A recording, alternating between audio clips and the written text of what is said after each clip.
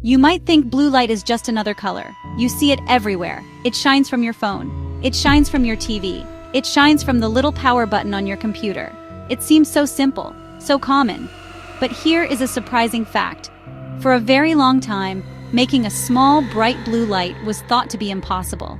Scientists worked on this problem for decades. They could make red light. They could make green light. But blue was the missing piece of the puzzle. It was the one color that held back a revolution in how we see the world. This journey was not easy. It was a long, hard road filled with challenges that many thought could never be overcome. Why you might think blue light is, easy, but it was not. Let's start with the basics and keep it very simple. What is light? You can think of light as tiny, tiny particles of energy. Scientists call these little bits of energy photons. Imagine throwing a million tiny glowing baseballs. That is kind of like what a light beam is. Each photon has a certain amount of energy. That energy determines its color. Red photons have a lower amount of energy. Red photons are like a gentle toss. Blue photons have a much higher amount of energy. Blue photons are like a super fast pitch. This energy difference explains why making different colors is so different in difficulty. So, what is an LED? LED stands for light-emitting diode. It's basically a tiny sandwich of crystal materials. Send electricity through it, and something amazing happens inside. Electrons and holes move, meet, and release light as photons. So why was blue so hard? The main reason came down to the special material needed to create it. To make high-energy blue photons, you need a tall waterfall. The best candidate was gallium nitride, Oregon GaN. On paper, its band gap was perfect for brilliant blue light. In practice, working with GaN was a nightmare. For decades, it was one of the most difficult materials in semiconductor science, like building a skyscraper out of wet sand. First problem, the crystal had to be nearly perfect. Think of a perfectly cut diamond. Defects act like tiny traps that steal energy before it becomes light. Early GaN was full of defects. Result, dim light or no light at all. Second problem, doping.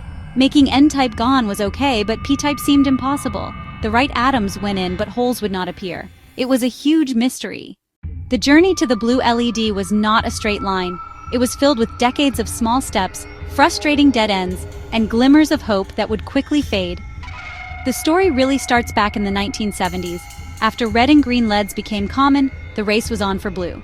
Scientists knew GaN was promising but difficult to handle. A key challenge was finding a good substrate. Ideally, the lattices should click together like matching Lego pieces. They used sapphire, but its atom spacing did not match GaN, like building on uneven stones. Defects formed at the start and spread through the crystal. Despite global efforts, crystals were too flawed for good light. RCA made a GaN LED in 1972, but it was faint and inefficient. Devices burned out or needed huge power. The field needed a fresh idea. Just when the world had given up on GaN, a few determined researchers in Japan kept pushing forward. Their work would finally tear down the blue wall. Professor Isamu AKASAKI and his student Hiroshi Amano at Nagoya University. They stuck with GaN on sapphire but tried something new. In 1986, they deposited a thin, low-temperature buffer layer first. The buffer acted like a cushion, smoothing the lattice mismatch. This was a huge step forward. The result? Smoother, clearer, almost perfect crystals with far fewer defects. The first major problem, crystal quality, was solved, but P-type doping remained. In 1989, they found that an electron beam could activate magnesium-doped GaN. They then developed a practical activation method. P-type GaN was born. Meanwhile, Shuji Nakamura at Nichiya kept going despite orders to stop. He built new growth methods, including a two-flow system, and the world finally had bright blue light. How does a working blue LED make that beautiful blue light? Okay, let's go back to our sandwich. Thanks to breakthroughs, we can build the perfect GaN sandwich. First piece of bread, the N-type layer. It is doped to provide extra electrons. Think of little drops ready to fall. Other piece of bread, the P-type layer. Doped with magnesium to create holes, waiting to be filled. In the middle is the active region. This is where the magic happens. Apply power, and electrons are pushed toward the active region. Holes move the other way. They meet in the middle.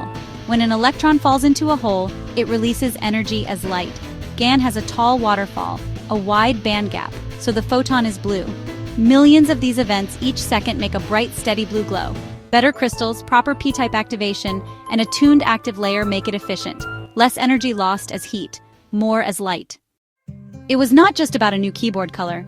The biggest impact was unlocking bright, affordable, energy-efficient white light. Before blue, white LEDs were clumsy. The moment bright blue arrived, everything changed. One simple method to make white light took over. The trick is a yellow coating, a phosphor. Blue light partly passes through, partly excites the phosphor, which glows yellow. Together we perceive white. This changed the entire lighting industry. Incandescents waste most energy as heat. Only about 5% becomes light. LEDs do the opposite. Most energy becomes light. Bulbs use up to 80% less energy and last for years. Blue LEDs transformed screens. Tiny red, green, and blue pixels make every color. Full color, vibrant, thin displays became possible. GAN enabled blue lasers that store more data, making Blu-ray a reality. The humble blue LED was the key that unlocked a whole new technological world. The story of the blue LED is a powerful reminder that big breakthroughs rarely happen overnight. This was not a single eureka moment. It took more than 30 years of hard work. It was incredible patience and persistence. They faced skepticism and pressure. At times, they worked almost alone on an impossible problem.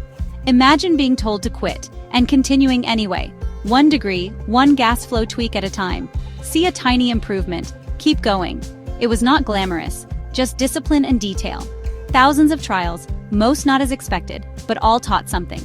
The most important tool was the refusal to give up. In the end, the impossible light arrived. AKASAKI, AMANO, NAKAMURA, perfect crystals and P-type doping solved. Today, blue made white light possible, saving energy and coloring our world.